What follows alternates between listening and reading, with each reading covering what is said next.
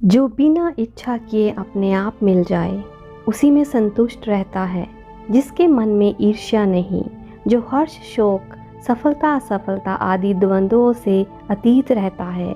ऐसा मनुष्य कर्मों को करता हुआ भी उनसे नहीं बंधता।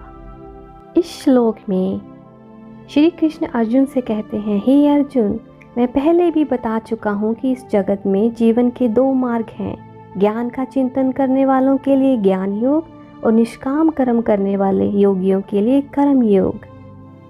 ना तो मनुष्य कर्मों का आरंभ किए बिना निष्कर्मता को प्राप्त करता है और ना ही संन्यास अर्थात कर्मों का त्याग देने से सिद्धि प्राप्त होती है। निसंदेह कोई भी व्यक्ति किसी भी समय क्षण मात्र भी बिना कर्म किए नहीं रहता। प्रकृति से उत्पन्न गुणों के कारण सभी लोग परवश हुए कर्म करने के लिए बाध्य हैं। जब तक मनुष्य जीवित है तब तक कर्म करना अनिवार्य है। यहाँ तक कि मन द्वारा चिंतन करना या सांस लेना भी कर्म है। कर्म करना प्रकृति और उसके गुणों का स्वभाव है, उसे पूर्णतः रोका नहीं जा सकता। जिस प्रकार प्रत्येक व्यक्ति में इच्छा, बुद्धि और मनोभाव परस्पर जुड़े होते हैं, उसी प्रकार प्रत्येक व्यक्ति के कर्म, ज्ञान और भक्ति परस्पर जुड़े होते हैं।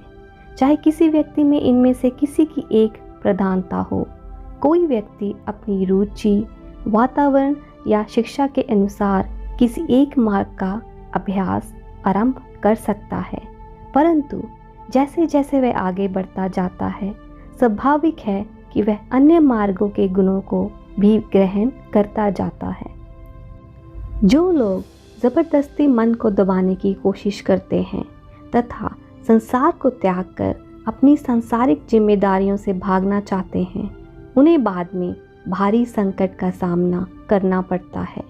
इसीलिए गीता में इस बात पर बल दिया गया है कि यदि अच्छी भावना और सही दृष्टिकोण से कर्म किया जाए तो कर्म आध्यात्मिक मार्ग पर चलने में रुकावट नहीं बनता।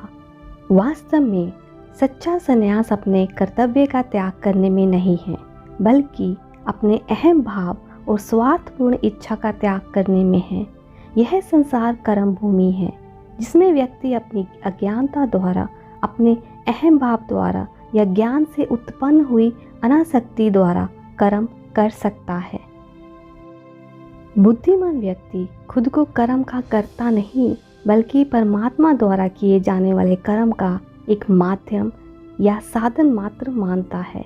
इस प्रकार गीता में बाहरी त्याग को आंतरिक त्याग का रूप देकर आध्यात्मिक जीवन के लिए एक बड़ा योगदान दिया गया है। श्री कृष्ण द्वारा गीता में अर्जुन को दिया गया उपदेश इसी प्रकार प्रारंभ होता है। इस दृष्टि से गीता के प्रारंभिक चरण में कर्म योग या निष्काम कर्म का वर्णन है। यहाँ कर्म पर बल दिया गया है।